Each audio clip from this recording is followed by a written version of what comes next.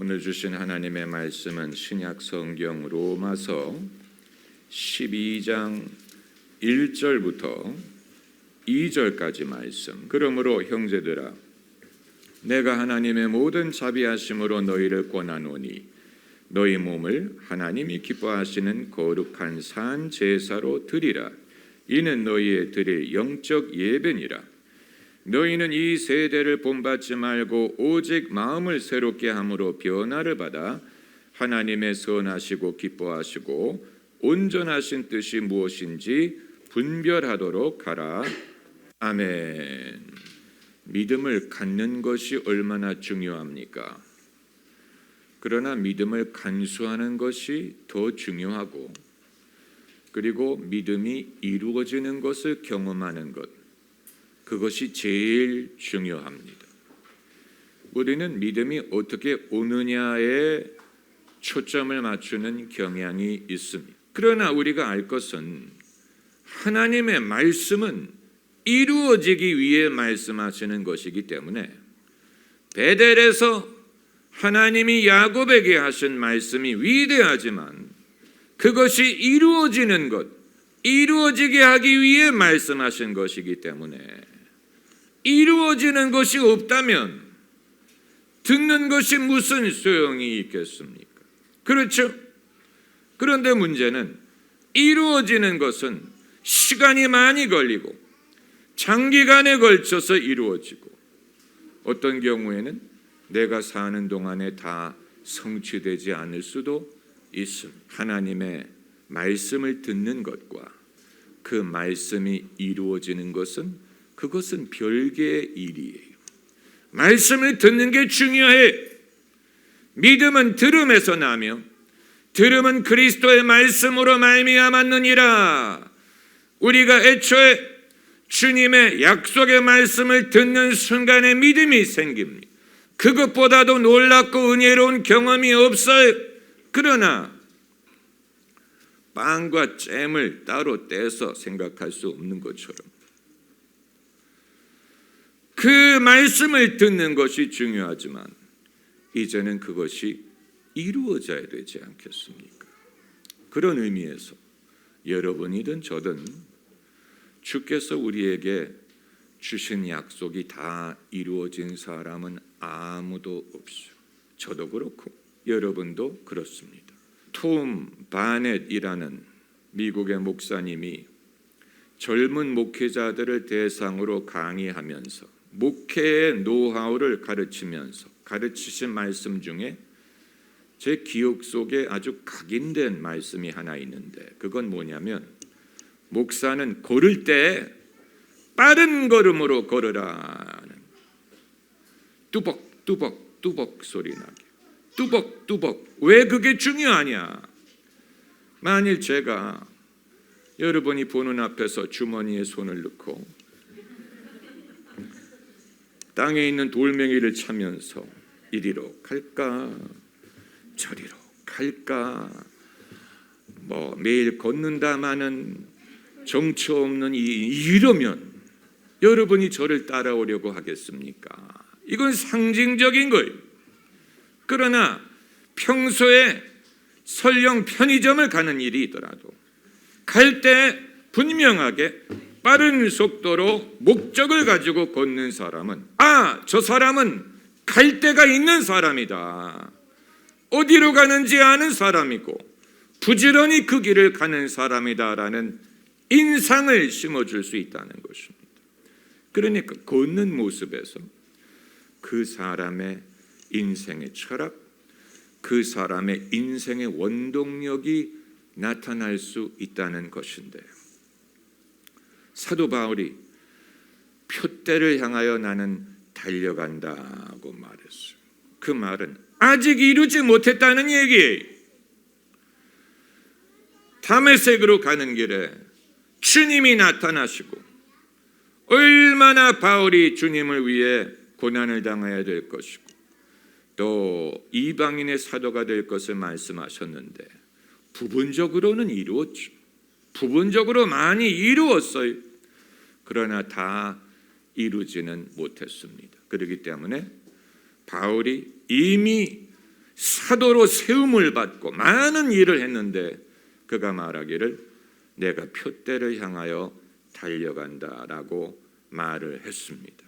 여러분, 표대로 향해 달려가는 마음이 있기 때문에 제가 환갑이 지나서 다시 교회를 개척한 것이 아닙니까?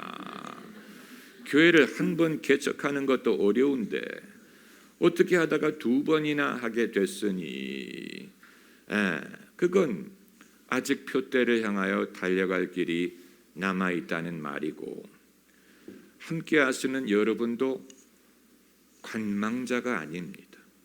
이 일을 위해 초청을 받은 분이고 이 일에 어떤 방법으로든지 동참하도록 부르심을 받았기 때문에 주님이 이곳에 오고 싶은 마음을 주신 거예요. 할렐루야. 믿음이란 것은 만년필로 글씨를 쓸 때 그 만년필을 쓰는 순간에 그 잉크가 반짝반짝거립니다. 빛을 반사합니다. 그러나 조금 지나면 잉크가 말라버리죠. 우리의 믿음도 이처럼 느껴질 때가 있어요. 처음 내가 믿음을 가질 때는 반짝반짝해, 살아있어요. 그런데 인생을 살다 보면 잉크처럼 믿음이 말라버리는 것을 느낄 때가 있습니다. 그러나 천성 가는 도중의 길이 더 멀어지고 힘들어지고 더 불필요한 고난을 많이 겪게 됩니다. 믿음을 잃어버리게 되면.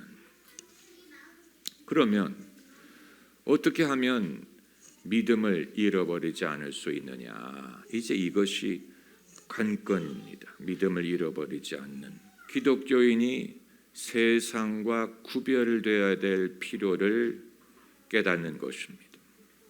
요즘에는 이 시대의 기독교인들의 추세는 세상과 구별되는 필요를 느끼지 않고 그것을 좋아하지 않습니다. 그건 마치 잔에 기름을 담아 가는데 걸어가는 동안에 기름을 쏟는 것과 비슷합니다. 이걸 아주 조심해서 그 등을 들고 가야 되는데 찔끔찔끔 기름이 흐르는 거예요. 그래서 오늘 본문을 우리가 주목하고자 하는 것입니다.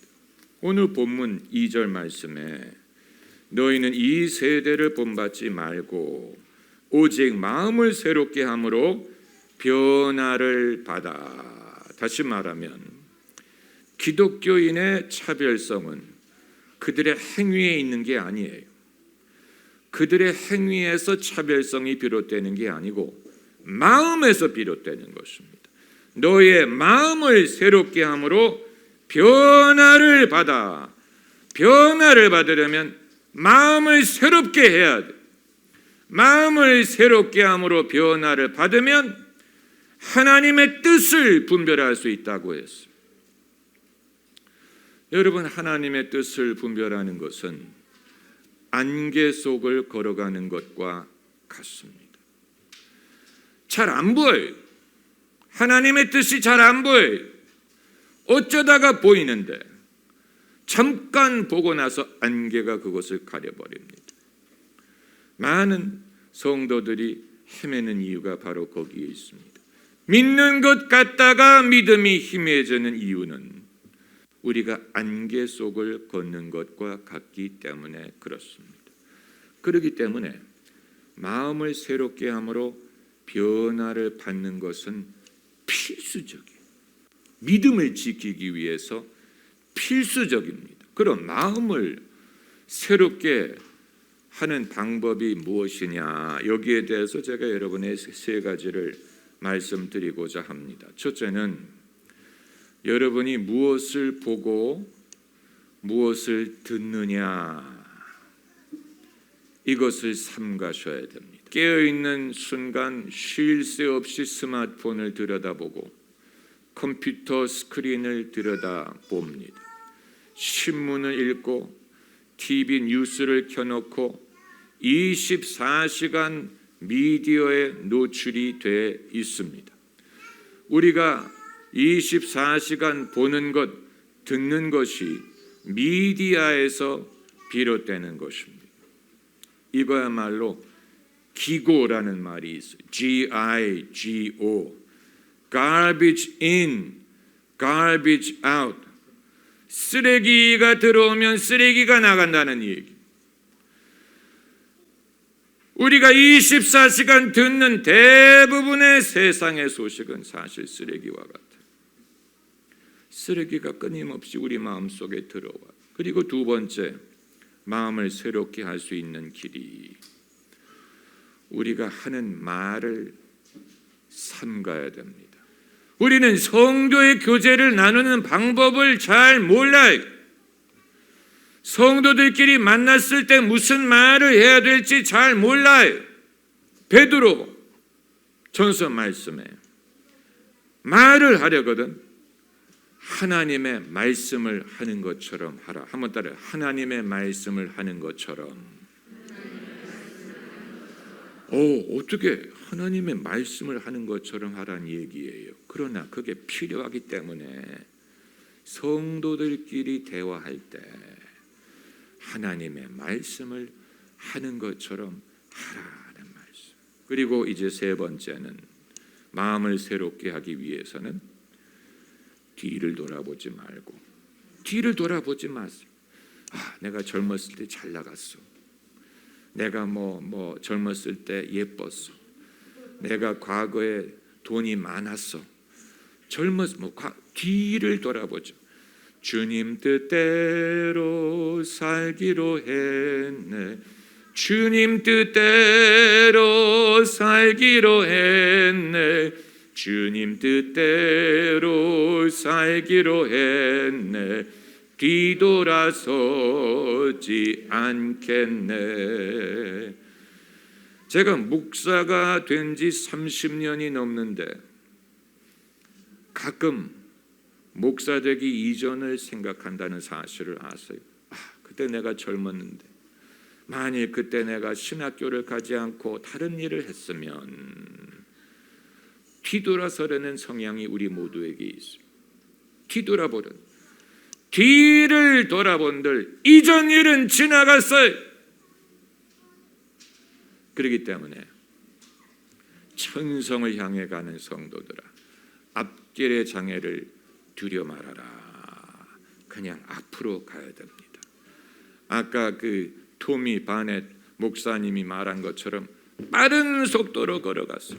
천천히 가지 말고 빠른 속도로 목적의식을 가지고, 누가 나를 따라오든 안 따라오든, 누가 나를 이해하든 이해하지 않든, 동의하지 않든 무슨 상관이, 남이 나를 따라오든 무슨 상관이, 나는 내 길을 가야죠. 천성을 향해 가야 되네. 갈 길이 멀어요. 할 일이 많아요.